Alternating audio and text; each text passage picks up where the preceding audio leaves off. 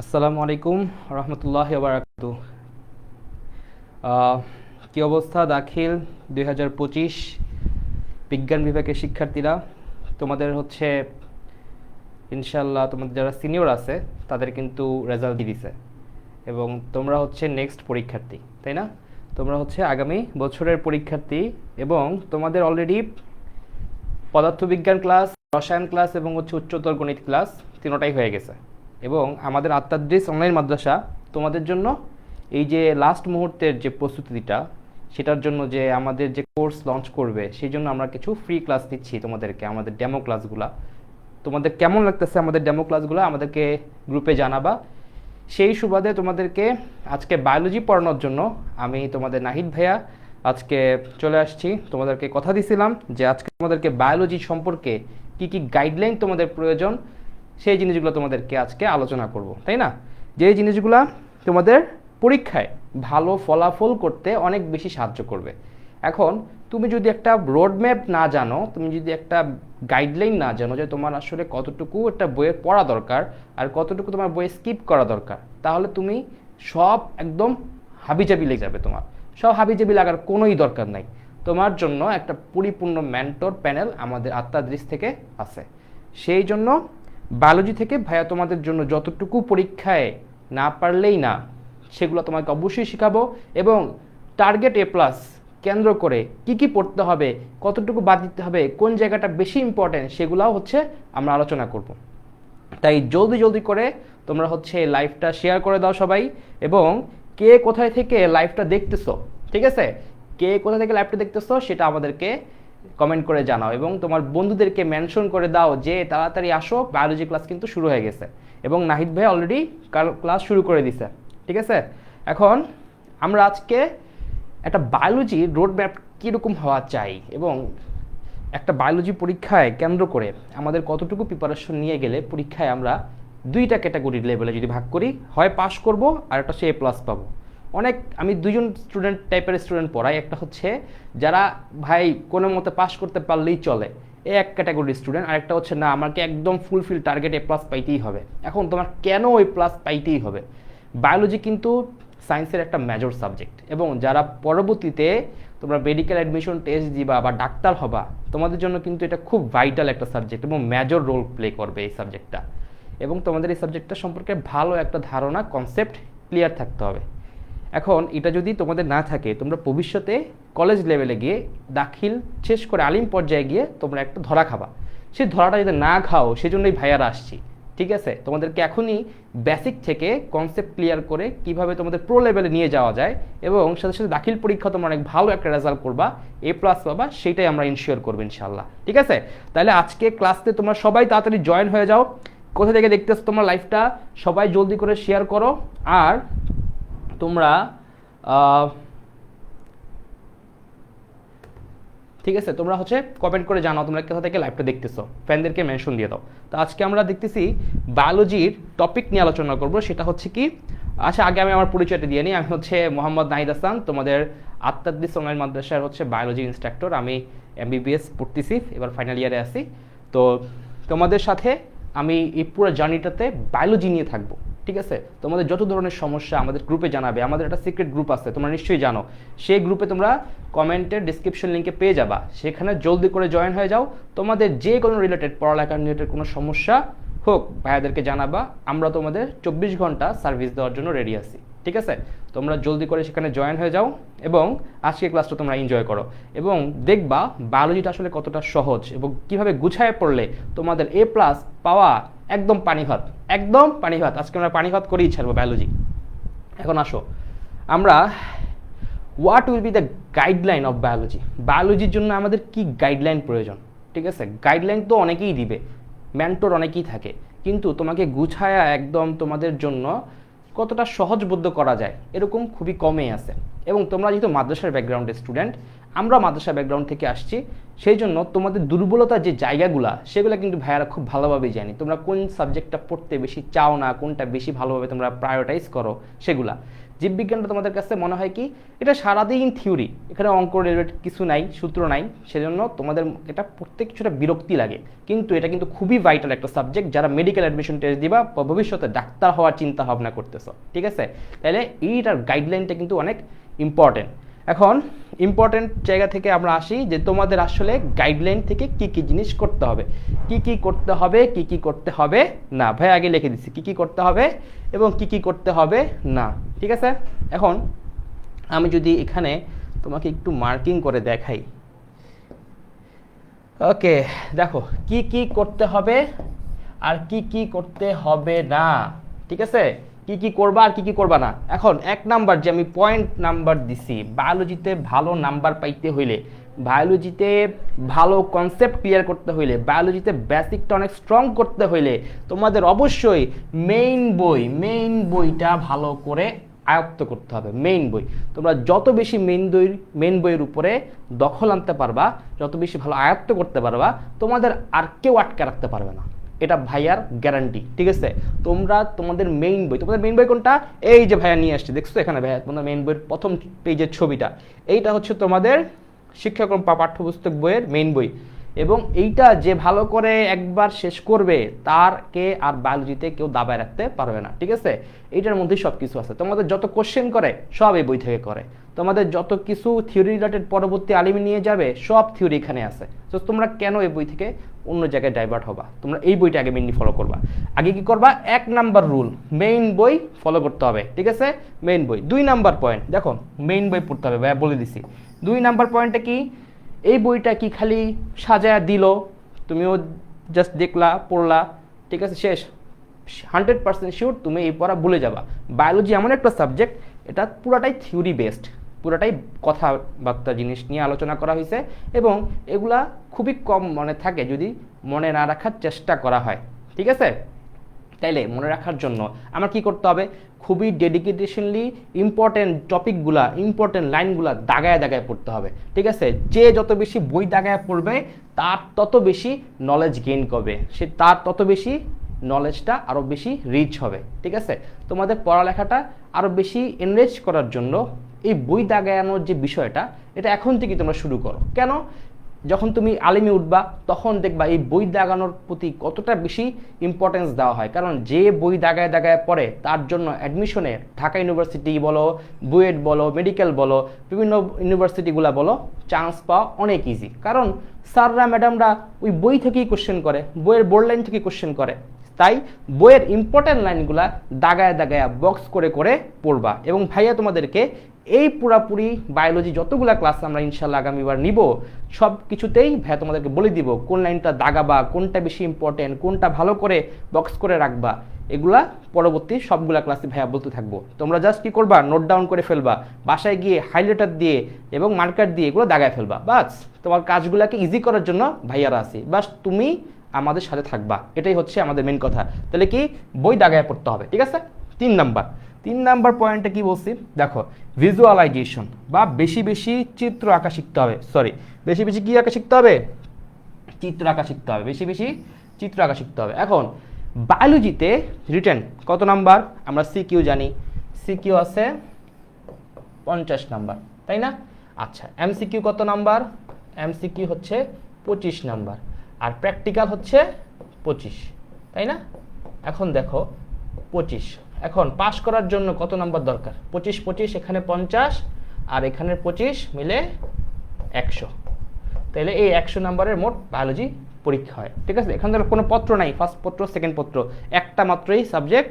এখানে তোমার A+ পাওয়া অনেক ইজি, A+ পাওয়া কি অনেক ইজি।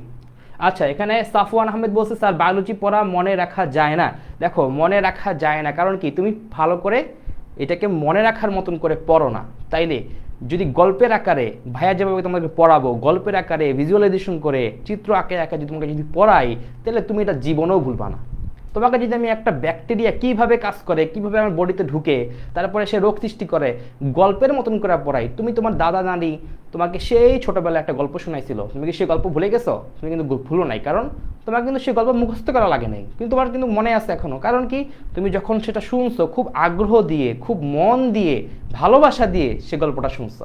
বায়োলজিকে ভালোবাসতে হবে, বায়োলজিটাকে মন দিতে হবে, তাইলে তোমাকে সে মন দিবে, তাহলে তোমার তার পড়াটা মনে থাকবে। ঠিক আছে, তাহলে তোমার কি করতে হবে, বায়োলজি পড়া মনে রাখার জন্য ভালো করে গল্পের আকারে বুঝতে হবে। জিনিসগুলো খুব ইজি।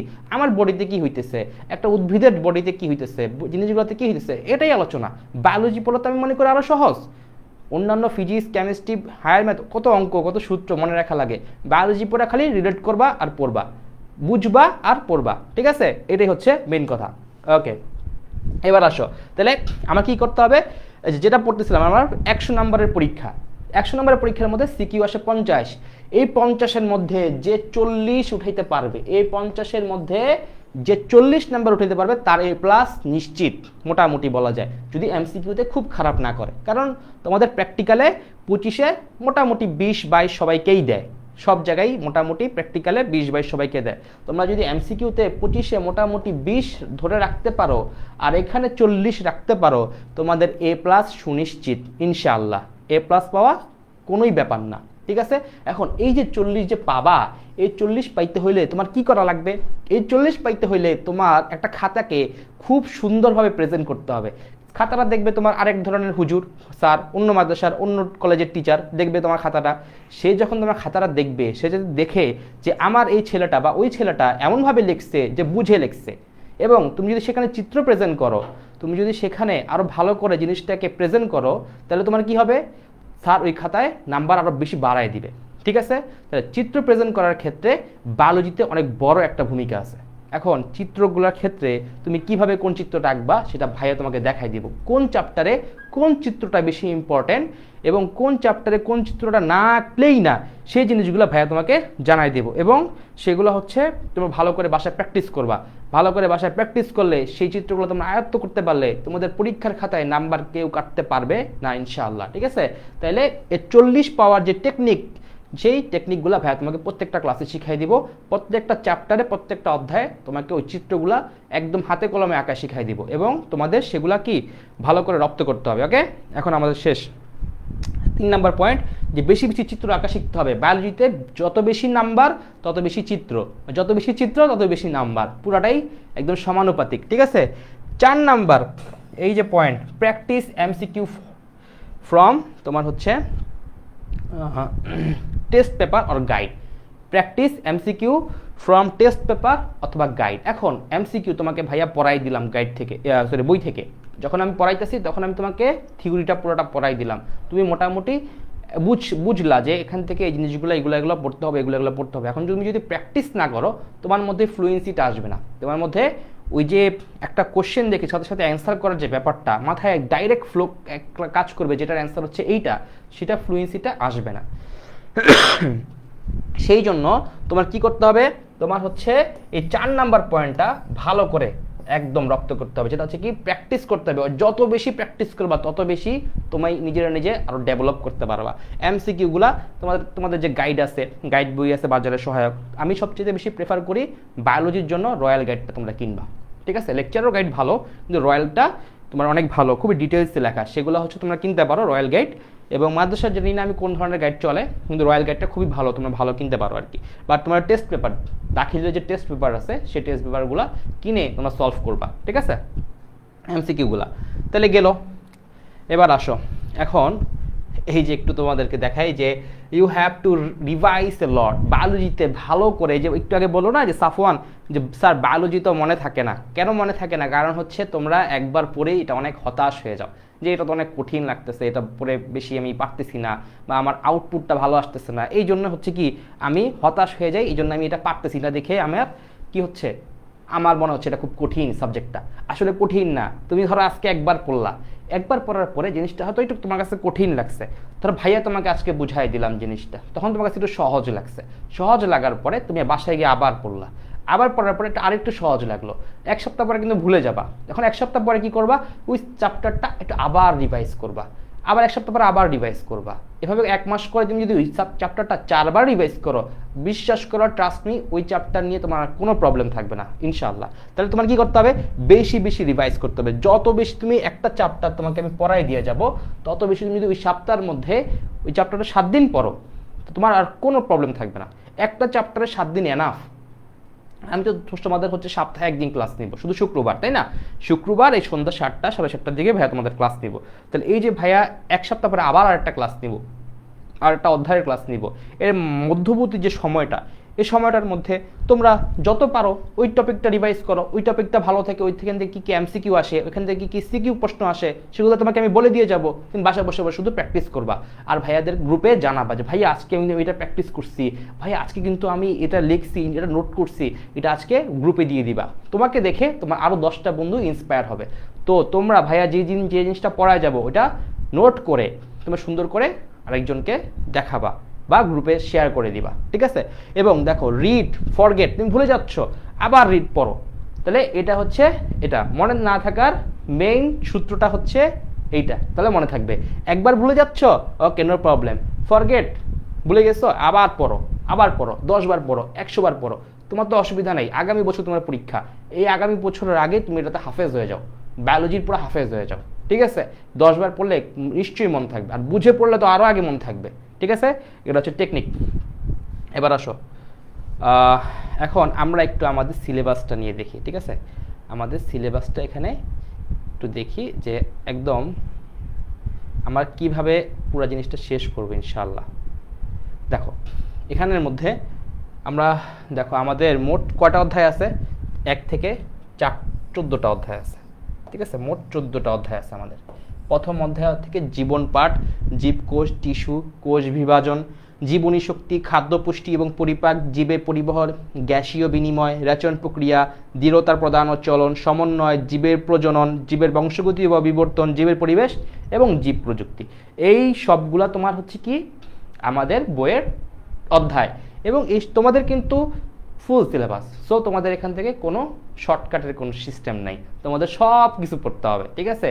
দাখিল 25 ব্যাচ ফুল সিলেবাস, তোমাদের হচ্ছে সবগুলো টপিক পড়তে হবে। এখন সবগুলো টপিক যে পড়বা, সবগুলো টপিক তো একদম গরু গাধার মধ্যে পড়লে লাভ নেই, আমাকে একটু অ্যানালাইসিস করতে হবে আমার কোন কোন জায়গা থেকে সিকিউ প্রশ্ন বেশি আসে, কোন কোন জায়গা থেকে আমার সিকিউ প্রশ্ন বেশি আসে। এখন দেখো ভাইয়া একটা চার্ট সাথেছি, দেখো চার্ট কোন কোন অধ্যায় তোমার বেশি বেশি ভালো করে গুরুত্ব দিতে হবে।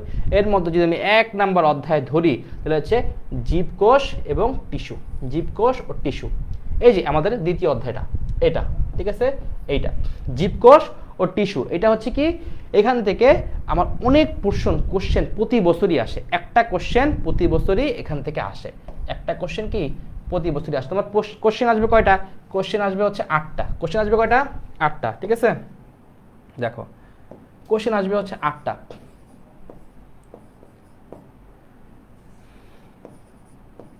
তোমার অ্যান্সার করা লাগবে কয়টা? 5টা। 5টা 50 মার্ক, তাই না?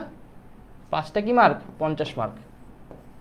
এখন 8টা প্রশ্ন যে আসতেছে, আমরা 8টা প্রশ্ন সিকোয়েন্সটা দেখি, তাহলে আমরা বুঝে যাব ইজিলি। তারপরে দেখো 2 নাম্বার যে সব জায়গাটা ইম্পর্টেন্ট, সেটা কি? কোষ বিভাজন। কোষ বিভাজন এই অধ্যায় থেকে প্রতিবার একটা করে কোশ্চেন আসে, ঠিক আছে? তাহলে আমরা পেয়ে গেলাম আরেকটা কোশ্চেন, একদম মাস্ট কোশ্চেন এখান থেকে আসবেই আসবে সেগুলা, ঠিক আছে? তারপরে কি 4র্থ অধ্যায় জীবনী শক্তি, এখান থেকে একটা কোশ্চেন আসে। দেখো, জীবনী শক্তি থেকে একটা কোশ্চেন আসে, তাহলে এখান থেকে আরেকটা কোশ্চেন আমরা পেয়ে গেলাম। মোট 3টা কোশ্চেন আমাদের অলরেডি কিন্তু হয়ে গেল। তারপরে খাদ্য পুষ্টি ও পরিপাক ও জীবে পরিবহন, এই 2টা অধ্যায় থেকে মিলায় একটা কোশ্চেন দিতে পারে, অথবা যে কোনো একটা, হয় খাদ্য পুষ্টি থেকে দিবে আর না হয় জীবে পরিবহন এখান থেকে একটা দিবে। তাইলে এই 2টা থেকে যে কোনো একটা দিবে, অথবা 2টা মিলায়ও দিতে পারে। তাহলে আমরা কি পেলাম? 1 2 3 4, 4টা কোশ্চেন কিন্তু আমাদের হয়ে গেল, ঠিক আছে? 4টা কোশ্চেন কিন্তু আমাদের হয়ে গেছে। এখন তাহলে আমাদের নাম্বার মানে খাতা লেখার জন্য আরেকটা কোশ্চেন দরকার, তাহলে সেটা কি? এই দেখো, রেচন প্রক্রিয়া ও জীবের প্রজনন, রেচন প্রক্রিয়া এবং জীবের প্রজনন, এই যে রেচন প্রক্রিয়া এবং জীবের প্রজনন, এই 2টা থেকে একটা আসে, এই 2টা থেকে একটা আসে, ঠিক আছে, হয় রেচন প্রক্রিয়া থেকে আসবে অথবা জীবের প্রজনন থেকে আসবে। এগুলো থেকে কি একটা প্রশ্ন আসবে। তাহলে কয়টা হইলো? 5টা কোশ্চেন। এই 5টা অধ্যায়, যে যার জন্য শুধুমাত্র ভাই আমার পাস করা দরকার, আমার ভালো লাগে না পড়তে, সে 5টা অধ্যায় ঠিকমতো ভালোভাবে পড়লেও সে পাস করবে। ঠিক আছে, বাট এটা কিন্তু একটা চোরা বুদ্ধি দরকার নেই, আমরা A+ পাইতে হবে আমাদের। ঠিক আছে, তাহলে গেল। আর একটা হচ্ছে জীবের পরিবেশ ও জীব প্রযুক্তি। এই যে জীবের পরিবেশ এবং জীব প্রযুক্তি, এখান থেকে একটা আসে, এখান থেকে একটা আসে। 1 2 3 4 5 6 7, ধরো গ্যাসীয় বিনিময় এবং সমন্বয়, এগুলো থেকে আরেকটা দিয়ে দিবে। ঠিক আছে, নর্মালি জীবন পাঠ প্রথম অধ্যায় থেকে সিকিউ তেমন একটা আসে না, কিন্তু এটা MCQর জন্য বেশি ইম্পর্টেন্ট। প্রথম অধ্যায়টা MCQর জন্য অনেক বেশি ইম্পর্টেন্ট। বাকিগুলো যদি তুমি ঠিকভাবে ফলো করো, তোমার সিকিউতে কমন ফলানো কোনো ব্যাপারই না। সিকিউতে কমন ফলানো কি কোনো ব্যাপারই না। তাই তোমরা এই 4টা ফলো করবা। প্রথম কথা, তোমরা কি কি ফলো করবা? তোমরা প্রথমে ফলো করবা কোন কোন অধ্যায়গুলো বেশি বেশি গুরুত্ব দিয়ে পড়বা। 1 নাম্বার আমার হচ্ছে জীব কোষ ও টিস্যু, এই অধ্যায়টা অনেক গুরুত্ব দিয়ে পড়তে হবে। কোষ বিভাজন, এই অধ্যায়টা অনেক গুরুত্ব দিয়ে পড়তে হবে। খাদ্য পুষ্টি পরিপাক, জীবনী শক্তি, এগুলো অনেক গুরুত্ব দিয়ে পড়তে হবে। এখানে রেচন প্রক্রিয়া, এখানে উদ্ভিদের প্রজনন, এই চ্যাপ্টারগুলো অনেক ভালো করে আগে ফার্স্ট লাইনে পড়তে হবে। দেন আমার বাকি যে চ্যাপ্টারগুলো আছে সেগুলো আমরা পড়বো।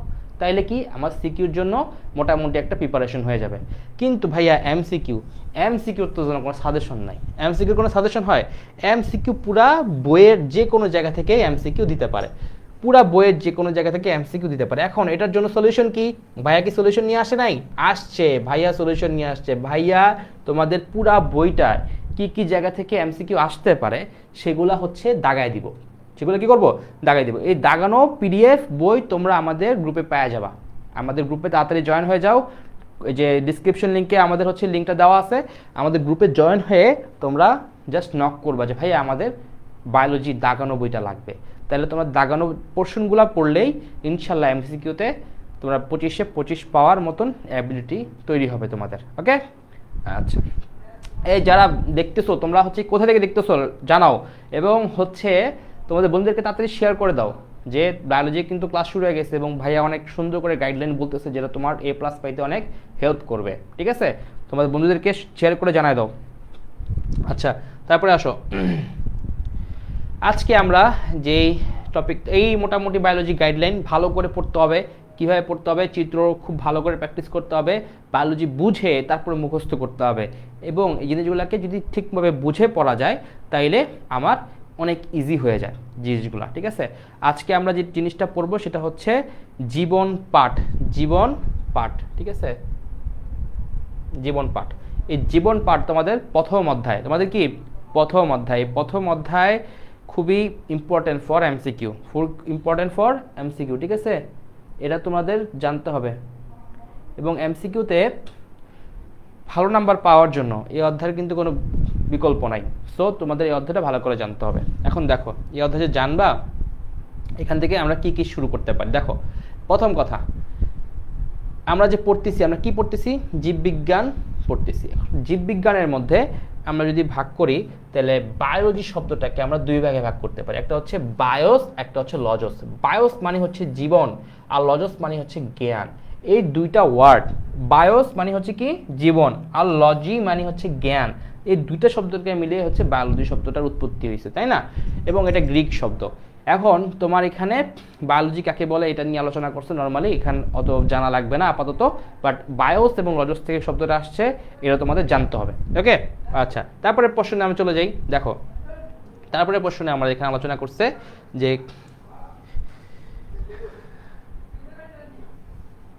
সরি একটু এটা ডিস্টার্ব করতেছে। এখন দেখো, আমার কি করতে হবে? একটু মেইন বই থেকে পড়তে হবে, তাই না? মেইন বই থেকে যে আমরা পড়বো, মেইন বইয়ের জিনিসগুলো আমরা এখানে দিয়ে দিছি। এখন মেইন বইয়ের মধ্যে আমি তোমাকে যদি দেখাই তাইলে দেখো, আমাদের মেইন বই এখানে আছে, দেখছো? তোমাদের প্রথম চ্যাপ্টারটা না, এই দেখো তোমাদের প্রথম চ্যাপ্টারের জিনিসগুলো এখানে দেওয়া আছে, ঠিক আছে? এখন আমাদের লেখা কি বোঝা যাচ্ছে? লেখা বোঝা যায় কিনা যে ভাইকে জানাও, ঠিক আছে? ভাইয়া যে জায়গাটা থেকে পড়ানো শুরু করতে চাইছিলাম এটা দেখো, এটা হচ্ছে কি বায়োস এবং লজস থেকে হচ্ছে কি করে এই শব্দটা উৎপত্তি, তাই না? দেখো, বায়োস এবং লজস জ্ঞান, এই দুইটার মাধ্যমে কি বায়োলজি শব্দটার হচ্ছে উৎপত্তি হয়। এটা তোমাকে ওই সময় বলতে চাইছি, শেষ, এখান থেকে আর কিছু নেই। এরপর আসো বায়োলজির কিছু শাখা আছে। বায়োলজি তো একটা মাদার সাবজেক্ট, এর অনেকগুলো শাখা প্রশাখা আছে। একটা হচ্ছে ভৌত জীববিজ্ঞান, ঠিক আছে। এখন ভৌত জীববিজ্ঞান মানে কি, যেই শাখার মধ্যে শুধুমাত্র তত্ত্বীয় বিষয়গুলো আলোচনা করা হয়েছে, শুধুমাত্র বেসিক থিওরি রিলেটেড জিনিসগুলো আলোচনা করা হয়েছে, ওইটা হচ্ছে ভৌত জীববিজ্ঞান। এখন তুমি যদি দেখো এই জায়গাটা, এখান থেকে সব পড়তে হবে না, দেখো শাখার মধ্যে একটা হচ্ছে কি ভৌত জীববিজ্ঞান, তাই না? এই ভৌত জীববিজ্ঞান একটু প্রবলেম করতেছে নাকি? হ্যাঁ, ভৌত জীববিজ্ঞান। দেখো ভৌত জীববিজ্ঞান বিজ্ঞানের মধ্যে আমি এখানে কি পড়ছি, যেই জিনিসগুলো শুধুমাত্র তত্ত্বীয় বিষয় নিয়ে আলোচনা করা হচ্ছে তাকে আমরা বলি হচ্ছে ভৌত জীববিজ্ঞান। এখন ভৌত জীববিজ্ঞান মনে রাখার জন্য শুধুমাত্র ওই ভৌত জীববিজ্ঞানের মধ্যে যে টপিকগুলো আছে সেগুলোই মনে রাখবা। এরপরে যে আরেকটা জায়গায় আছে সেগুলোর মধ্যে তোমরা যাতে গুলায় না ফেলো, শুধুমাত্র ভৌত জীববিজ্ঞানের মধ্যে যেই টপিকগুলো আলোচনা করা হয়েছে শুধু ওগুলোই মনে রাখবা, ঠিক আছে? কি কি আছে? এক, অঙ্গ সংস্থান বা মরফোলজি, অঙ্গ সংস্থান বা মরফোলজি। তারপরে কি শ্রেণীবিন্যাস বিদ্যা বা ট্যাক্সোনমি। এখন যেই শাখায় শুধুমাত্র শ্রেণীবিন্যাস নিয়ে আলোচনা করা হয় সেই শাখাকে ট্যাক্সোনমি বা শ্রেণীবিন্যাস বিদ্যা বলা হয়। তারপরে কি শরীরবিদ্যা বা ফিজিওলজি, এটা তো সবাই জানি, অঙ্গ প্রত্যঙ্গের জৈব রাসায়নিক কার্যাদি, এগুলা হচ্ছে যেমন শ্বসন, সালোক সংশ্লেষণ, এইগুলো নিয়ে আলোচনা করা হয়েছে কোথায়? ফিজিওলজিতে, ঠিক আছে? শেষ। এরপর জীবনের টিস্যুসমূহের যে গঠন, বিন্যাস এবং কার্যাবলী, টিস্যুসমূহের গঠন, বিন্যাস এবং কার্যাবলী মনে রাখতে হবে। টিস্যুসমূহের গঠন, বিন্যাস, কার্যাবলী, যেখানে টিস্যু থাকবে সেটাই হচ্ছে হিস্টোলজি। হিস্টো মানে হচ্ছে টিস্যু, হিস্টো মানে কি টিস্যু, তাহলে যেখানে টিস্যু শব্দটা থাকবে সেই শাখার মনে রাখবা হিস্টোলজি, ঠিক আছে? শেষ। এরপরে আসো যে ভ্রূণবিদ্যা। ভ্রূণবিদ্যা মানে হচ্ছে দেখো কোন একটা জনন কোষের উৎপত্তি, নিষিক্ত জাইগোট থেকে ভ্রূণের সৃষ্টি হয়, ভ্রূণ গঠন হয়, তারপরে পরিস্ফুটন হয়, বিকাশ হয়, এটা নিয়ে যে শাখায় আলোচনা করা হয়েছে এটাকে বলে এমব্রায়োলজি। তোমাকে যদি এই জায়গাটা একটু দেখাই আমি, এমব্রায়োলজি জিনিসটা কি, তাহলে তুমি বুঝবা যে তোমার নর্মালি আমার কি কি জায়গাগুলো নিয়ে আলোচনা করা হয়েছে। দেখো প্রথম কি বলছি, শ্রেণীবিন্যাস বিদ্যা বা ট্যাক্সোনমি, জীবের শ্রেণীবিন্যাস বা তার রীতিনীতিগুলো নিয়ে যেখানে আলোচনা করছে সেগুলোকে আমরা বলি শ্রেণীবিন্যাস বিদ্যা। আমরা শ্রেণীবিন্যাস বিদ্যাটা এইভাবে ভাগ করতে পারি যে প্রথমে হচ্ছে হোমোসেপিয়েন্স, তারপরে তোমার ফ্যামিলি হোমিনিড, এগুলো অর্ডারে ভাগ করি, নর্মালি শ্রেণীবিন্যাস করি আর কি আমরা। তো ওইটা দরকার নাই, বাট তোমাদের যেটা দরকার সেটা হচ্ছে যে এমব্রায়োলজি বা ভ্রূণবিদ্যা, এমব্রায়োলজি বা ভ্রূণবিদ্যা। সেটা কি, সেটা দেখো, এই যে জনন কোষের উৎপত্তি, নিষিক্ত জাইগোট থেকে ভ্রূণের সৃষ্টি, গঠন এবং পরিস্ফুটন, বিকাশ, এগুলো নিয়ে আলোচনা করা হয়। তার মানে কি ভ্রূণ, এই ভ্রূণ শব্দটা যেখানে থাকবে বা এমব্রায়ো, সেটাই হচ্ছে এমব্রায়োলজি। ভ্রূণ শব্দটা থাকলেই তুমি বুঝে নিবা ওইটা হচ্ছে কি এমব্রায়োলজি বা ভ্রূণবিদ্যা। তাহলে জনন কোষের উৎপত্তি, নিষিক্ত জাইগোট থেকে ভ্রূণের সৃষ্টি, গঠন, এগুলো নিয়ে যেখানে আলোচনা করা হয় ওইটাকে বলে কি এমব্রায়োলজি, ঠিক আছে? এরপর দেখো কোষবিদ্যা। কি বিদ্যা? কোষবিদ্যা। এই কোষবিদ্যা হচ্ছে জীবদেহের কোষের গঠন, কার্যাবলী, বিভাজন সম্পর্কে যেখানে যাবতীয় আলোচনা করা হয় তাকে কোষবিদ্যা বলে। ইংরেজিতে এটাকে সাইটোলজি বলে। তোমার পরীক্ষায় দিয়ে দিবে কিন্তু ইংরেজিতে এটাকে কি বলে, সাইটোলজি বলে, ঠিক আছে? সাইটোলজি বলে। এবার দেখো কোষের মধ্যে ভাইয়া দুইটা জায়গায় দেখাইছি, এটা হচ্ছে প্রাণী কোষের ছবি, এটা হচ্ছে উদ্ভিদ কোষের ছবি, ঠিক আছে? ভাইয়ারা পরবর্তীতে আমরা এই জায়গাগুলো আলোচনা করব, প্রাণী কোষে কি কি থাকে, উদ্ভিদ কোষে কি কি থাকে, কোনটা ভালো কোনটা খারাপ, এবং কোনটার মধ্যে কি কি অঙ্গাণু থাকে, কোনটাতে মাইটোকন্ড্রিয়া থাকে, কোনটাতে কোষগহ্বর থাকে, কোনটাতে থাকে না, এগুলো সব আমরা পরবর্তীতে আলোচনা করব দ্বিতীয় অধ্যায়। কিন্তু তোমরা আপাতত জেনে রাখো কোষের গঠন, কার্যাবলী, বিভাজন, এগুলা নিয়ে যে অধ্যায় আলোচনা করা হয় ওই অধ্যায়কে সাইটোলজি বলে বা কোষবিদ্যা বলে, ঠিক আছে? মনে থাকবে? তোমরা একটু রেসপন্স করো, তাহলে ভাইয়া বুঝতে পারি তোমরা যে ক্লাসে আসো। এখন আমরা একটু পরের জায়গায় যাই। দেখো ভ্রূণবিদ্যা বলছি, বংশগতিবিদ্যা বা জেনেটিক্স, জীবের বা জিনের বংশগতি ধারা যেখানে নির্ণয় করা হয় ওইখানে তোমার হচ্ছে কি বংশগতিবিদ্যা বা জেনেটিক্স বলে। এরপর হচ্ছে বিবর্তন বিদ্যা। বিবর্তন বিদ্যা মানে হচ্ছে কি, আমার নর্মালি পৃথিবীতে প্রাণের যে বিকাশ হয়েছে, জিনের পরিবর্তন বা জীবের পরিবর্তন যে ক্রমান্বয়ে এক এক সময় তথ্যসমূহ আলোচনা করা হয়েছে, মানে এক এক সময় আমার জেনেটিক্সগুলা বিবর্তন, অনেক সময় ডারউইন মতবাদ দিচ্ছে মানুষ হচ্ছে কি বানর থেকে আসে, আসলে হলো এটা ফালতু কথা। বাট এই যে বিবর্তন অনেককে অনেক মতবাদ দেয়, এগুলো কোথা থেকে আসছে? এই বিবর্তন বিদ্যা বা ইভলিউশন থেকে আসছে। ঠিক আছে, বাস্তুবিদ্যা বা ইকোলজি, প্রাকৃতিক জিনিস নিয়ে যেখানে আলোচনা করা হয় ওটাই হচ্ছে বাস্তুবিদ্যা। শেষ। এন্ডোক্রাইনোলজি, যেখানে হরমোন নিয়ে আলোচনা করা হয়। কি নিয়ে? হরমোন নিয়ে। এটা মনে রাখবো, এটা তোমাদের এমসিকিউতে আসে। যেখানে হরমোন নিয়ে আলোচনা করা হয় ওইটাকে বলা হচ্ছে কি? এন্ডোক্রাইনোলজি। ঠিক আছে, তারপরে পৃথিবীর বিভিন্ন ভৌগোলিক সীমারেখা নিয়ে যেখানে আলোচনা করা হয় ওইটাকে বলে বায়োজিওগ্রাফি বা জীবভূগোল। যেখানে বিভিন্ন ভৌগোলিক সীমারেখা নিয়ে আলোচনা করা হয় ওইটাকে আমরা কি বলি? বায়োজিওগ্রাফি। ঠিক আছে, ওকে। তারপরে দেখো এখান থেকে মোটামুটি শেষ। এরপরে দেখো এতক্ষণ আমরা যা পড়ছি সব কি ছিল? ভৌত জীববিজ্ঞান। আর একটা পার্ট আছে ফলিত জীববিজ্ঞান, তাই না? তাহলে ভৌত জীববিজ্ঞানে শুধুমাত্র সেগুলো মনে রাখলে ফলিত জীববিজ্ঞানের যে পয়েন্টগুলো আছে সেগুলো মনে রাখা লাগবে না। তাহলে তুমি ওটাই যেটা এক্সট্রা আসবে এমসিকিউতে তুমি বুঝবা ওইটা হচ্ছে ফলিত বিজ্ঞানের। ধরো তোমাকে একটা এমসিকিউ আপাতত দেই, দেখি তোমরা যারা যারা আসো তোমরা সবাই অ্যান্সার করো তো। জীবদেহের কোষের গঠন বিন্যাস কোন শাখায় আলোচনা করা হয়? ঠিক আছে, এটা তোমরা একটা অ্যান্সার দাও। কে কে অ্যান্সার দিতে পারবে আগে তার জন্য একটা গিফট আছে। জীবদেহের কোষের গঠন বিন্যাস কোন শাখায় আলোচনা করা হয়? তাড়াতাড়ি সবাই অ্যান্সার দাও যে কয়জন আসো। এটার অ্যান্সারটা কি হবে? একটা হচ্ছে হিস্টোলজি, 2 নাম্বার হচ্ছে এমব্রায়োলজি, 3 হচ্ছে সাইটোলজি, 4 ফিজিওলজি। ভাইয়া কোশ্চেন করছি জীবদেহের কোষের গঠন এবং বিন্যাস এগুলো কোন শাখা আলোচনা করা হয়? এটা তোমাদের পরীক্ষায় আসছে কিন্তু। এটা বলতে পারবা তোমরা কেউ? তোমরা কি সবাই ঘুমাচ্ছ নাকি? তাড়াতাড়ি রেসপন্স করে বলো তো এটার অ্যান্সারটা কি হইতে পারে। দেখো ভাই এখানে বলেই দিছি কোষের গঠন। কিসের গঠন? কোষের গঠন। তাহলে কোষ মানে কি? সাইটো। তাহলে এটা হবে সাইটোলজি, তাই না? এটার অ্যান্সার হবে কি? সাইটোলজি। হিস্টোলজি মানে টিস্যু। হিস্টোলজি মানে কি? টিস্যু। যদি আমি বলতাম টিস্যু নিয়ে আলোচনা করা হয়েছে তাইলে কি হইতো?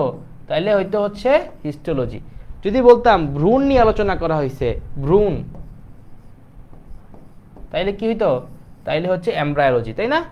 আচ্ছা, আর মানুষের শারীরিক জিনিস নিয়ে আলোচনা করা হয়েছে তাইলে ফিজিওলজি। বলছি কি কোষের গঠন নিয়ে আলোচনা করা হয়েছে তাইলে এটা হচ্ছে তোমার সাইটোলজি। দেখি সাইটোলজি। ওকে, তারপরে আসো, আমার এখানে মোটামুটি শেষ। এরপরে আসো আমরা ফলিত জীববিজ্ঞান। ফলিত জীববিজ্ঞানের মধ্যে এটা কাকে বলে এটা আমাদের জানতে হবে। ফলিত জীববিজ্ঞান যেই শাখায় জীবনের প্রায়োগিক বিষয়গুলা, কোনগুলা? জীবন সংশ্লিষ্ট প্রায়োগিক বিষয়গুলো, মানে তথ্যীয় না, যেগুলো প্রয়োগ করা যায় সেই বিষয়গুলো নিয়ে আলোচনা করা হয় সেটাকে আমরা বলি হচ্ছে ফলিত জীববিজ্ঞান। এটার মধ্যে একটা হচ্ছে প্লান্টোলজি, জীবাশ্ম বিজ্ঞান, পরজীবীবিদ্যা বা প্যারাসাইটোলজি, মৎস্যবিজ্ঞান, ফিশারিজ, কীটতত্ত্ব, অ্যান্টোমোলজি। তোমাকে এখান থেকে দেখাই কে ভাইয়া নিয়ে আসছি তোমাদেরকে দেখানোর জন্য যে এখান থেকে কিভাবে তুমি সহজে মনে রাখবা। এক, দেখো প্রথম কথা পরজীবী বিদ্যা বা প্যারাসাইটোলজি। মানে পরজীবী মানে হচ্ছে তোমাকে সহজ ভাষায় বুঝাই যারা আমাদের শরীরে এসে নর্মালি আমাদের শরীরটাকে ইউজ করে তারা নিউট্রিশন নেয়, তারা তাদের জীবিকা নির্বাহ করে। এদেরকে আমরা কি বলতে পারি? এদেরকে আমরা বলতে পারি হচ্ছে পরজীবী বা প্যারাসাইটোলজি। ঠিক আছে, এই প্যারাসাইটোলজি কারা? এরা হচ্ছে বিভিন্ন ধরনের কৃমি, আমাদের পেটে আসে না বিভিন্ন ধরনের কৃমি, এই কৃমিগুলোকে আমরা বলতে পারি প্যারাসাইটোলজি বা পরজীবী। এগুলা তোমার আমাদের বডিতে থেকে, আমার পেটের থেকে খাবার গ্রহণ করে সে হচ্ছে ঠিকই দিব্যি ভালো ঘুরতেছে, বাট আমাদের কিন্তু ঠিকই ক্ষতি হইতেছে।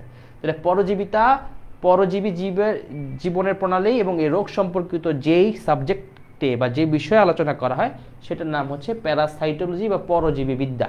এই যেগুলো হচ্ছে পরজীবী, ঠিক আছে, এগুলো তোমার পেটে থাকে, তাই না? দেখছো কেমন এগুলো কেমন গোল গোল, এগুলো হচ্ছে তোমার পেটে থাকে। তাহলে এগুলো হচ্ছে পরজীবী বিদ্যা, প্যারাসাইটোলজি। এগুলো কিসে থাকে? আমার বডিতে থাকে। ওকে, তারপরে আসো, এই দেখো এইটা অনেক ইম্পর্টেন্ট, অ্যান্টোমোলজি। কীট পতঙ্গের জীবন, উপকারিতা, অপকারিতা, ক্ষয়ক্ষতি, দমন। মানে কীট পতঙ্গ নিয়ে মেইন কথা কি?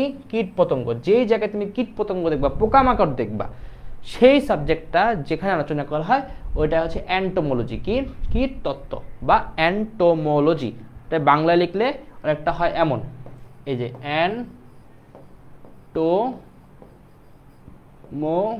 লজি, ঠিক আছে, অ্যান্টোমোলজি।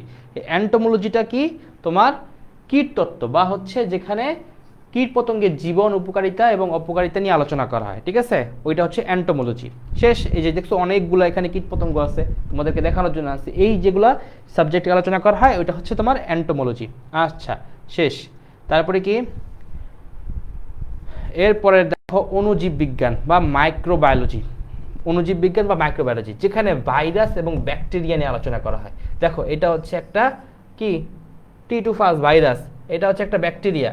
তাহলে শুধুমাত্র যেখানে ভাইরাস এবং ব্যাকটেরিয়া নিয়ে আলোচনা করা হবে ওগুলাকে আমরা বলি হচ্ছে মাইক্রোবায়োলজি। শুধুমাত্র কি ভাইরাস ব্যাকটেরিয়া না, আণুবীক্ষণিক কিছু ছত্রাক এবং অণুজীব আছে যেগুলোকে মাইক্রোস্কোপ দিয়ে দেখতে হয়, যেগুলোকে কি দেখতে হয়, মাইক্রোস্কোপ দিয়ে দেখতে হয়, ঠিক আছে। তাইলে অণুজীব বিজ্ঞান হচ্ছে কি, যেগুলা মাইক্রোস্কোপ দিয়ে দেখতে হয় এমন কোন অণুজীব বা হচ্ছে জিনিস, সাথে ব্যাকটেরিয়া, ভাইরাস, অণুজীব, ছত্রাক, এগুলাকে আমরা মাইক্রোবায়োলজি সাব টপিকে আলোচনা করি। শেষ। তারপরে হচ্ছে কি বায়ো ইনফরমেটিক্স। এখানে খালি এটা মনে রাখবা এক কথায়, সে কম্পিউটার প্রযুক্তি নির্ভর জীববিজ্ঞান ভিত্তিক যে জায়গাটা থাকবে তাহলে এটাকে আমরা বলি বায়ো ইনফরমেটিক্স। কম্পিউটার থাকবে, জীববিজ্ঞান থাকবে, এই দুইটা কথা একসাথে থাকলে এই সাবজেক্টের নাম থাকবে কি, বায়ো ইনফরমেটিক্স। বায়ো মানে হচ্ছে জীববিজ্ঞান, ইনফরমেটিক্স মানে হচ্ছে কি, তথ্য। শেষ। দেখো এই যে বায়োলজি এবং কম্পিউটার একসাথে আছে, দুইটা মিলে কি হয়ে গেছে, বায়ো ইনফরমেটিক্স, ঠিক আছে। আচ্ছা, তারপরে আসো আমাদের পরের টপিকে যাই। এখন এই পরের টপিকে আসার আগে আমরা একটু বইটা ঘুরে আসি। রবার্ট এইচ হুইটেকার আসছে, ঠিক আছে। হুইটেকার আসার আগে আমরা একটু দেখা যাই। আর সেখানে কিছু জিনিস আছে যে বন বিজ্ঞান, ফরেস্ট্রি, বন বিষয় নিয়ে আলোচনা করা হয়, সামুদ্রিক জীববিজ্ঞান, ম্যারিন বায়োলজি, সামুদ্রিক জীব নিয়ে সম্পর্কিত আলোচনা করা হয়েছে, পরিবেশ বিজ্ঞান, এনভায়রনমেন্টাল সায়েন্স, এগুলো তোমরা একটু পড়ে নিবা, এগুলো ইম্পর্টেন্ট না তো, ঠিক আছে। আচ্ছা, দেখো জীবের শ্রেণীবিন্যাস। জীবের শ্রেণীবিন্যাস থেকে তোমরা খালি একটা জিনিস জানবা, যেখানে সুইডিশ বিজ্ঞানী ক্যারোলাস লিনিয়াস, সুইডিশ বিজ্ঞানী কি নাম, ক্যারোলাস লিনিয়াস, নামটা দেখো তোমরা, এটা ভালো করে পরীক্ষার খাতায় মনে রাখবা, ঠিক আছে। এটা উনি ক্যারোলাস লিনিয়াস, উনি হচ্ছে এই শ্রেণীবিন্যাসের জনক উনি, ঠিক আছে। এই কথাটা খেয়াল রাখতে হবে, ক্যারোলাস লিনিয়াস হচ্ছে কি শ্রেণীবিন্যাসের জনক, ক্যারোলাস লিনিয়াস হচ্ছে শ্রেণীবিন্যাসের জনক। আচ্ছা, তারপরে আসো, তারপরে কি শ্রেণীবিন্যাসের উদ্দেশ্য কি, এটা দরকার নাই তোমার। এখান থেকে যে জিনিসটা মনে রাখতে হবে যে শ্রেণীবিন্যাসের উপর ভিত্তি করে রবার্ট এইচ হুইটেকার উনি এই জীবজগৎকে 5টা ভাগে ভাগ করছে। কয়টা ভাগে ভাগ করছে, 5টা ভাগে ভাগ করছে রবার্ট এইচ হুইটেকার। এখন উনি যে ভাগ করছে, ভাগটা আমরা একটু দেখি উনি কীভাবে ভাগ করছে। উনি ভাগ করছে প্রথমে হচ্ছে প্রোক্যারিওট এবং হচ্ছে ইউক্যারিওট। প্রোক্যারিওট মানে হচ্ছে আদি কোষী, ইউক্যারিওট মানে হচ্ছে নতুন কোষী বা তোমার আধুনিক কোষী। এখন প্রোক্যারিওটিকের মধ্যে শুধুমাত্র একটা গ্রুপ আছে, শুধুমাত্র কয়টা গ্রুপ, একটা, ওটা হচ্ছে কি মনেরা, ওইটা হচ্ছে মনেরা। এই যে 1 নাম্বার গ্রুপটা হচ্ছে প্রোক্যারিওটিক থেকে আসছে, প্রোক্যারিওটিক, ঠিক আছে, প্রোক্যারিওটিক থেকে আসছে। 1 নাম্বারটা কেউ থেকে আসছে, প্রোক্যারিওটিক থেকে আসছে। আমি যদি বোঝা না যায় তাহলে একটু অন্য কালি ব্যবহার করি, প্রোক্যারিওটিক।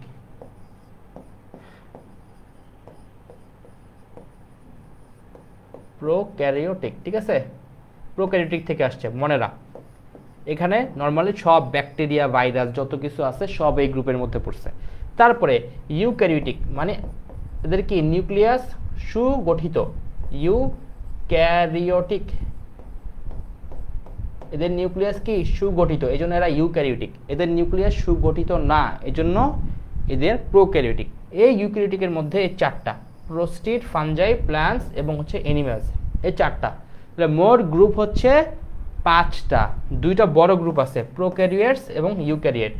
এই প্রোক্যারিওট ইউক্যারিওটের মধ্যে ভাগ আছে, প্রোক্যারিওট একটা শুধুমাত্র হচ্ছে মনেরা, আর ইউক্যারিওটের মধ্যে হচ্ছে 4টা, প্রোস্টিডস, ফাঞ্জাই, প্ল্যান্টস এবং অ্যানিমেল। এখন প্রত্যেকটা বিষয় নিয়ে আবার আলোচনা করা হবে আমাদের, ওইটা আমরা বই থেকে পড়বো, ঠিক আছে। ওকে, দেখো এবার সুপার কিংডম 1 বা প্রোক্যারিওটিক। প্রোক্যারিওটিকের মধ্যে 1 নাম্বার আমরা কি বলছি, মনেরা। 1 নাম্বার কথা কি বলছিলাম আমরা, মনেরা, তাই না। এখন 1 নাম্বার যে বলছি মনেরা, ওটার মধ্যে দেখো কি কি আছে।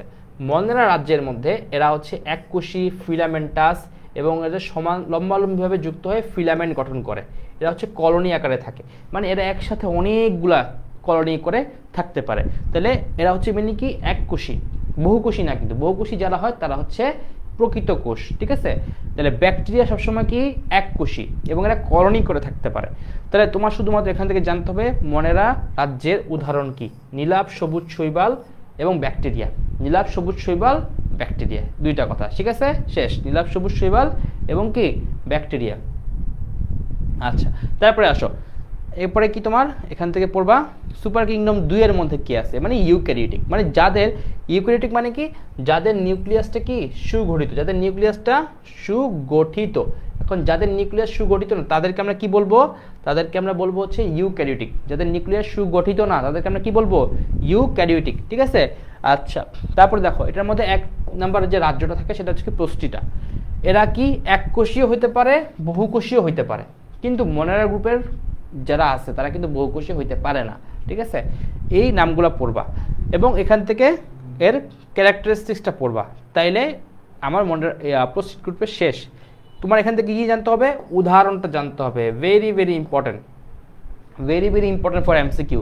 অ্যামিবা, তারপর হচ্ছে এককোষী এবং বহুকোষী শৈবাল, এককোষী এবং বহুকোষী শৈবাল। আমি এখান থেকে নর্মালি যদি কোনো সিকিউ আসে তোমাদেরকে আমি বলবো যে তোমরা এখান থেকে সিকিউটা না দিয়ে অন্য অধ্যায় থেকে যে সিকিউটা আসবে সেটা তোমার দেওয়ার জন্য বেশি প্রেফার করবা, যদি ইনকেস খুব আনকমন কোশ্চেন না পড়ে যায়। কারণ কি, এখানে তোমার চিত্র আঁকাটার মধ্যে বেশি নাম্বার নাই, তোমার এখানে যে কোশ্চেন আসবে পুরোটাই বাংলা লেখা এবং তোমাদের অনেক সময় লাগবে। সেজন্য তোমরা কি করতে পারো, এটা স্কিপ করে অন্য অধ্যায়ের ভালো যেখানে চিত্র আঁকা যায় এমন কোনো সৃজনশীল অ্যান্সার করবা।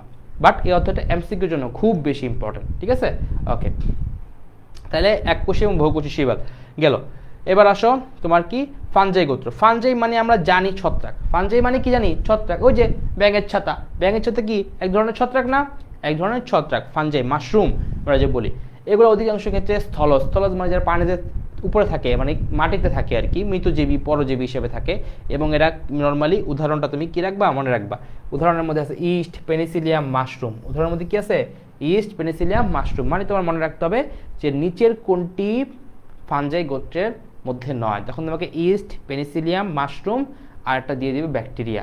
তখন তোমার অ্যান্সার করতে হবে ব্যাকটেরিয়া কিন্তু মনেরা রাজ্যের একটা উদাহরণ, ঠিক আছে, মনেরা রাজ্যের উদাহরণ, তোমার এটা ভোলা যাবে না। ওকে, তারপরে আসো এখান থেকে প্লান্ট। প্লান্টের মধ্যে তো তোমরা সবাই জানো, প্লান্ট হচ্ছে সবগুলা গাছ, গাছ কেন্দ্রিক জিনিসগুলো। যত ধরনের উন্নত সবুজ উদ্ভিদ আছে, উন্নত সবুজ উদ্ভিদ মানেই হচ্ছে ওটা প্লান্টের মধ্যে পড়ছে, এটার উদাহরণ তোমার মনে রাখা লাগবে না। এখন প্লান্টের মধ্যে কিন্তু ভাগ করছে, এখন যারা পানি সংবহন বিশিষ্ট আর যারা সংবহনবিহীন বিশিষ্ট, এদের মধ্যে ভাগ করা গেছে। একটা হচ্ছে মশবর্গীয় উদ্ভিদ, এরা হচ্ছে ব্রায়োফাইটা, আর হচ্ছে টেরিডোফাইটা। এখন ব্রায়োফাইটা, টেরিডোফাইটার মধ্যে তোমার হচ্ছে এর মধ্যে টেরিডোফাইটা দুই ভাগে ভাগ করা হয়েছে। একটা হচ্ছে ফার্নবর্গীয় উদ্ভিদ, নগ্নবীজী উদ্ভিদ, আবৃতবীজী উদ্ভিদ। নগ্নবীজী উদ্ভিদ হচ্ছে যার বীজটা বাইরে খোলা অবস্থা থাকে, ঠিক আছে, যেমন সাইকাস, যেমন কি সাইকাস, সাইকাসের বীজটা বাইরে থাকে। আর আবৃতবীজী উদ্ভিদ আমাদের কি আম, কাঁঠাল, লিচু, সবগুলো কি তোমার বীজটা কিছু তেমন থাকে ভিতরে থাকে, যেন আবৃতবীজী উদ্ভিদ। আর হচ্ছে কি ফার্নবর্গীয় উদ্ভিদ, ঠিক আছে, শেষ। তারপরে তুমি যদি এখানে পরবর্তী টপিকটা দেখি, আমরা ওটা কি দিচ্ছি, অ্যানিমেলিয়া, মানে আমরা যেই পর্বের বা যেই রাজ্যের মধ্যে পড়ছি আমরা, ঠিক আছে, ওইটা হচ্ছে আমরা এখানে প্রোটোজোয়া ব্যতীত সকল অমেরুদণ্ডী মেরুদণ্ডী প্রাণী এই গ্রুপের মধ্যে পড়ছে, ঠিক আছে। ওকে, গেল। এটা তোমার এখানে ইম্পর্টেন্ট না, এগুলা ইম্পর্টেন্ট বেশি কিছু নাই, তোমাদের এখান থেকে জানতে হবে শ্রেণীবিন্যাস কে করছে। শ্রেণীবিন্যাসটা গ্রুপের ক্যারোলাস লিনিয়াস করছে এবং রাজ্যে ভাগ করছে কে, আর.এইচ. হুইটেকার। দেখো ওনার এই ছবিটা আমি তোমাকে ওই সময় দেখাইছিলাম, আর.এইচ. হুইটেকারের ছবি, এই যে উনি হচ্ছে আর.এইচ. হুইটেকার। উনি নর্মালি এই 5টা ভাগে কিংডম ভাগ করছে হচ্ছে উনি, ঠিক আছে। আচ্ছা, তারপরে তোমার দেখো এই যে আমরা যে পর্বে ভাগ করি, এর সর্বনিম্ন এককটা কি, সর্বনিম্ন এককটা কি দেখছো, প্রজাতি। সর্বনিম্ন এককটা কি, প্রজাতি, সর্বনিম্ন একক। আর সর্বোচ্চ এককটা কি, রাজ্য, ঠিক আছে, বা কিংডম। সর্বোচ্চ এককটা হচ্ছে রাজ্য। তাহলে এইটা তোমার হচ্ছে তুমি বলতে পারো যে এটা হচ্ছে সর্বোচ্চ, এটা হচ্ছে কি সর্বোচ্চ, এটা কি সর্বনিম্ন একক, ঠিক আছে, সর্বনিম্ন একক। এগুলো কি সর্বোচ্চ একক, রাজ্য, সর্বনিম্ন একক হচ্ছে প্রজাতি। সর্বনিম্ন একক কি? প্রজাতি। ওকে, এবার আসি, এটা অনেক জ্বালাইতেছে। আচ্ছা, তারপরে আসো, এখানে অ্যানিমিলিয়া কেন হচ্ছে তোমার এই কিংডমের মধ্যে পড়ছে? এর অনেকগুলা সুকেন্দ্রিক কোষ আছে, মানে হচ্ছে নিউক্লিয়াসটা সুগঠিত, বহুকোষী, জটিল টিস্যুতন্ত্র আছে, এগুলো আর কি মানুষের দিয়ে বুঝাইছে। ঠিক আছে, ম্যামেলিয়া, প্রাইমেট, হোমিনিডি, হোমো, তারপর সেপিয়েন্স। এখন একটা বৈজ্ঞানিক নাম দুইটা ভাগে ভাগ করা যায়। ঠিক আছে, বৈজ্ঞানিক নাম দুইটা ভাগে ভাগ করা যায়, একটা হচ্ছে গণ আর একটা হচ্ছে প্রজাতি। এটা গণ প্রজাতি, আমাদের দেশের নাম কি? গণ প্রজাতি তন্ত্রী বাংলাদেশ, ঠিক না? গণপ্রজাতন্ত্রী বাংলাদেশ। এখন হোমোটা হচ্ছে গণ, হোমো মানে কি? মানুষ। আর এই যে সেপিয়েন্স, কি? সেপিয়েন্স, নিচে দাগ দিয়ে দিবা, বাস। এটা হচ্ছে একটা বৈজ্ঞানিক নাম লেখার রুল। ঠিক আছে, তাহলে হোমো সেপিয়েন্স পুরোটা হচ্ছে একটা মানুষের বৈজ্ঞানিক নাম। দুইটা জিনিস দিয়ে লিখি, একটা গণ, একটা প্রজাতি। শেষ। এরপরে আসো, দ্বিপদ নামকরণের পদ্ধতি, এটা কে আবিষ্কার করছে? দ্বিপদ নামকরণের পদ্ধতি কে আবিষ্কার করছে? সুইডিশ বিজ্ঞানী ক্যারোলাস লিনিয়াস। সুইডিশ বিজ্ঞানী ক্যারোলাস লিনিয়াস দ্বিপদ নামকরণ পদ্ধতি আবিষ্কার করছে। সুইডিশ বিজ্ঞানী কি? ক্যারোলাস লিনিয়াস তোমার এই দ্বিপদ নামকরণ পদ্ধতি প্রকাশ করছে। এটা তোমাদের অনেক বেশি ইম্পর্ট্যান্ট এমসিকিউর জন্য, এটা মনে রাখতেই হবে। ক্যারোলাস লিনিয়াস, এটা উনি কি করছে? দ্বিপদ নামকরণের পদ্ধতি আবিষ্কার করছে। এবং তোমাদের এখান থেকে এই ফুল ফর্মটা জানবা, আইসিবিএন এর ফুল ফর্ম মানে কি? International code of botanical nomenclature. আর যদি এখানে জ্যাট থাকে তাহলে জুলজিক্যাল, জ্যাট থাকলে কি? জুলজিক্যাল, বাকি সবগুলো সেম। ঠিক আছে, ওকে। তোমরা কিন্তু আমার সাথে সাথে বইটা দাগায় ফেলো, তাহলে তোমাদের বই থেকে আসলে কি কি পড়তে হবে এটা তোমরা বুঝে যাবা। ঠিক আছে, এই যে ক্যারোলাস লিনিয়াসের ছবি দেখছো, এই লোকটার নাম ক্যারোলাস লিনিয়াস। উনি কি করছে? দ্বিপদ নামকরণের প্রবর্তক। ওকে, শেষ। এখান থেকে দেখো যে কিভাবে তোমাদের একটা হচ্ছে বৈজ্ঞানিক নাম লিখতে হয়। যদি প্রিন্ট করো তাহলে নিচে হচ্ছে একটা আন্ডারলাইন দিতে হবে, ইটালিক অক্ষরে লিখতে হবে, এগুলো তোমরা এখানে আলোচনা করছে। এখন এখান থেকে এমসিকিউর জন্য অনেক অনেক ইম্পর্টেন্ট তোমাদের এই বইয়ের এই পার্টটা অনেক অনেক অনেক ইম্পর্টেন্ট। কেন ইম্পর্টেন্ট? ধানের বৈজ্ঞানিক নাম কি? অরাইজাস স্যাটিভা। পাটেরটা কি? এটা। কাঁঠালেরটা কি? এটা। জবারটা কি? এটা। এভাবে তোমাদের প্রত্যেকটা মনে রাখতে হবে। সবচেয়ে বেশি ইম্পর্টেন্ট হচ্ছে ম্যালেরিয়াটা, প্লাজমোডিয়াম ভিভেক্স। কলেরা, ভিব্রিও কলেরা, এটা অনেক মনে রাখতে হবে। ঠিক আছে, আর ইম্পর্টেন্ট কোনটা? কোনো ব্যাঙেরটা এই যে বাফো, এটা মনে রাখবা। ইলিশ, দোয়েল, royal Bengal tiger, Panthera tigris. মানুষেরটা কি? Homo sapiens. মানুষেরটা কি? Homo sapiens. রয়্যাল বেঙ্গল টাইগারটা হচ্ছে কি? Panthera tigris. ঠিক আছে, এই যে তোমার প্রত্যেকটা জীবের বৈজ্ঞানিক নাম, এগুলো তোমার একটু কষ্ট করে খাতায় নোট ডাউন করে মুখস্থ করতে হবে। মুখস্থ না করলে অন্তত যদি এমসিকিউতে আসে তুমি যদি বুঝতে পারো এটা হচ্ছে এইটার বৈজ্ঞানিক নাম, তাইলেই হবে, আর কিছু লাগবে না। ওকে, তারপরে আসো, এই যে এই তো আমাদের অধ্যায়টা শেষ। এখন অধ্যায়ের শেষ যেহেতু, তাহলে আমরা এখান থেকে একটা কোশ্চেন অ্যান্সার দিয়ে যাই। হ্যাঁ, তোমাদের বইয়ের যেটা কোশ্চেন আছে, দেখি কে কে পারো। জীববিজ্ঞানের কোন শাখায় কীট পতঙ্গ নিয়ে আলোচনা করা হয়? Entomology, endocrinology, ecology, microbiology. কে কে এটা অ্যান্সার দিতে পারবা? তাড়াতাড়ি হাত তুলো। এখানে বলা হয়েছে জীববিজ্ঞানের কোথায় কীট পতঙ্গ নিয়ে আলোচনা করা হয়। কীট পতঙ্গ, আমি আবার বলতেছি, জীববিজ্ঞানের কোথায় কীট পতঙ্গ নিয়ে আলোচনা করা হয়? অ্যান্টোমোলজি নাকি এন্ডোক্রাইনোলজি না ইকোলজি না মাইক্রোবায়োলজি? সঠিক উত্তরটা কি হবে আমাকে জানাও। সঠিক উত্তরটা কি হইতে পারে? সঠিক উত্তরটা কি হইতে পারে আমাকে জানাও। বলে দিচ্ছে কিন্তু এখানে কীট পতঙ্গ, তাই না? যদি ইকোলজি হইতো তাহলে কি হইতো? তাহলে এটা হবে না, কারণ এটা পরিবেশ নিয়ে আলোচনা করা হয়েছে। মাইক্রোবায়োলজি, এটা হবে? এটা হবে না, কারণ কি? মাইক্রোবায়োলজি শুধুমাত্র আবিষ্কার করা হয়েছে কিসের জন্য? মাইক্রোবায়োলজি মানে কি? মাইক্রো হচ্ছে ছোট, অণুবীক্ষণ যন্ত্র দিয়ে যে জিনিসগুলো আমরা দেখি, যেমন ব্যাকটেরিয়া, ভাইরাস, কীট পতঙ্গ, ওদের তো অণুবীক্ষণ যন্ত্র লাগে না। আমি কি তেলাপোকা কি অণুবীক্ষণ যন্ত্র লাগে দেখতে? লাগে না, তাইলে এটা বাদ। এটা কি বাদ? এটাও বাদ। তাহলে কোনটা হবে? এন্ডোক্রাইনোলজি না, কারণ কি? এন্ডোক্রাইনোলজি কি নিয়ে আলোচনা করে? হরমোন নিয়ে আলোচনা করে। কি নিয়ে? হরমোন নিয়ে। আমরা পড়ছিলাম না, হরমোন নিয়ে আলোচনা করে এন্ডোক্রাইনোলজি। তাহলে এন্ডোক্রাইনোলজি হবে? কীট পতঙ্গ বসে, এটাও বাদ। আরেকটা আছে কি? এন্টোমোলজি, এইটা হচ্ছে আমাদের কাঙ্ক্ষিত উত্তর। ঠিক আছে, এন্টোমোলজি হচ্ছে এটার উত্তর। জীববিজ্ঞানের কোন শাখায় কীট পতঙ্গ নিয়ে আলোচনা করা হয়েছে? এন্টোমোলজি। ওকে, শেষ। তোমাদের জন্য আরও কিছু এমসিকিউ ভাইয়া রেডি করে আনছি, দেখি তোমরা পারো কি না।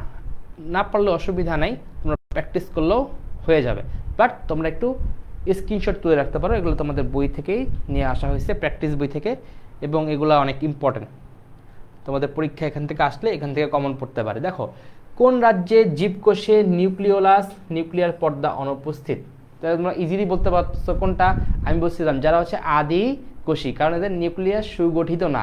যাদের নিউক্লিয়াস সুগঠিত না তাদের তো নিশ্চয়ই নিউক্লিওলাস নিউক্লিয়ার পর্দা এগুলো কিছুই থাকবে না। তাইলে এটা কোনটা হবে? এক, মনেরা। এক কোনটা হবে? মনেরা। ঠিক আছে, এটা হচ্ছে মনেরা গেল। এবার আসো, জীবের শ্রেণীবিন্যাসের সর্বোচ্চ একক কোনটা? তাহলে আমরা কি বলছিলাম? তোমাকে বলে দিয়েছিলাম সর্বোচ্চ একক কি? কিংডম বা জগৎ বা রাজ্য। তাহলে আমাদের হচ্ছে কি এই জগৎ হচ্ছে কারেক্ট অ্যান্সার। জগৎ কি? Correct answer. ঠিক আছে, ওকে। তাহলে এবার আসো, জীবের বৈজ্ঞানিক নাম কয়টি অংশ নিয়ে গঠিত? বলেছিলাম হোমো সেপিয়েন্স। কয়টা অংশ? দুইটা, গণ এবং প্রজাতি। গণ এবং প্রজাতি কয়টা অংশ? দুইটা। তাহলে এটা পারলা, খুব ইজি। ইজি কিনা? বায়োলজি পড়া খুব ইজি, জাস্ট একবার ভালো করে বুঝে পড়লে এবং এমসিকিউগুলো সলভ করে ফেললে বায়োলজি আর কোনো কঠিনই না। তাহলে জীবের বৈজ্ঞানিক নাম কয়টা অংশ নিয়ে গঠিত? দুইটা। আচ্ছা, উন্নত টিস্যুতন্ত্র বিদ্যমান কোন রাজ্যে? এখন উন্নত টিস্যু কোথায় থাকতে পারে তুমি চিন্তা করো তো। গাছ অনেক মোটা হয় এবং ওখানে টিস্যুর জটিল ফাইবারগুলো অনেক বেশি থাকে, তাই না? বট গাছ। তাই মনে রাখবা প্ল্যান্টি। উন্নত জটিল টিস্যুতন্ত্র বিদ্যমান কোথায়? প্ল্যান্টিতে, গাছে। আচ্ছা, দ্বিপদ নামকরণের প্রবর্তককে একটু আগে পড়াইছি। দ্বিপদ নামকরণের প্রবর্তককে একটু আগে পড়াইছি, লিনিয়াস, ক্যারোলাস লিনিয়াস। ঠিক না? এই যে ডারউইন, ফ্লেমিং, ক্যালভিন এগুলো দেখে তোমরা কনফিউজ হয়ে যায় না। লিনিয়াস, ক্যারোলাস, লিনিয়াস, তোমরা পুরো নামটা দেয় নাই, শুধুমাত্র লিনিয়াস দিছে। কিন্তু তোমরা এখানে কি পড়বা? Carolus Linnaeus. শেষ, দ্বিপদ নামকরণের পদ্ধতি।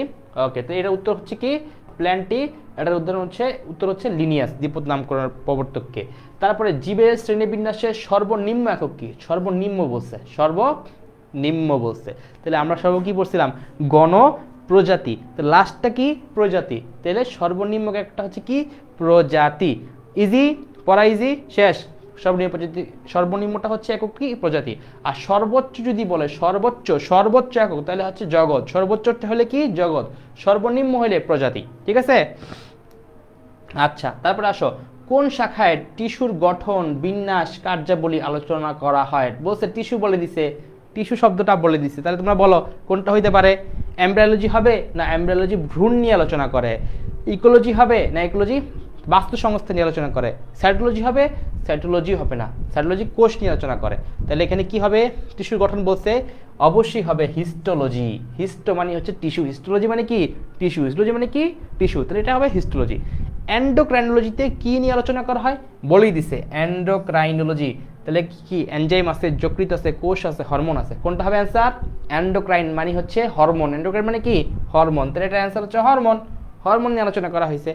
জীবদেহের বিভিন্ন অঙ্গ প্রত্যঙ্গের জৈব রাসায়নিক কার্য দিয়ে আলোচনা হয় কোন শাখায়? দেখো, জীব দেহের বিভিন্ন অঙ্গ প্রত্যঙ্গের বলছে। বিবর্তনবিদ্যা হবে না, ভ্রূণবিদ্যা হবে না, জীবভূগোল হবে না, শারীরবিদ্যা বা ফিজিওলজি। জীব দেহের নিয়ে আলোচনা করতেছে, অঙ্গ প্রত্যঙ্গ নিয়ে আলোচনা করতেছে, আমার হার্টে কি হয়, আমার লাংসে কি হয়, এগুলো নিয়ে আলোচনা করতেছে কোথায়? ফিজিওলজিতে বা শারীরবিদ্যাতে। ঠিক আছে, লাস্ট কোশ্চেন আজকে লাস্ট কোশ্চেন, তারপর ছুটি। সেটা কি? নিচের কোনটি ভৌত জীববিজ্ঞানের অন্তর্ভুক্ত বিষয়? দেখো, তা তুমি এখানে বুঝতে পারতেছো আমরা নামগুলা। আমরা ভৌত জীববিজ্ঞানের মধ্যে কি জিন প্রযুক্তি পড়ছি? পড়ি নাই। পরজীববিদ্যা পড়ছি, এটা আমরা ফলিততে পড়ছি। প্যারাসাইটোলজি, প্রাণ রসায়ন, বায়োকেমিস্ট্রি কোথায় পড়ছি? ফলিততে পড়ছি। তাহলে ট্যাক্সোনমি বা শ্রেণীবিন্যাসবিদ্যা, এইটা হচ্ছে আমরা পড়ছি ভৌত জীববিজ্ঞানে। তাহলে উত্তর হবে কোনটা? এইটা। ঠিক আছে, তাহলে এইখানেই মোটামুটি আমার এই অধ্যায়ের ইম্পর্টেন্ট এমসিকিউগুলো সলভ করাও শেষ। তাহলে তোমার এই অধ্যায় থেকে সিকিউ আসবে না মোটামুটি বলা যায়।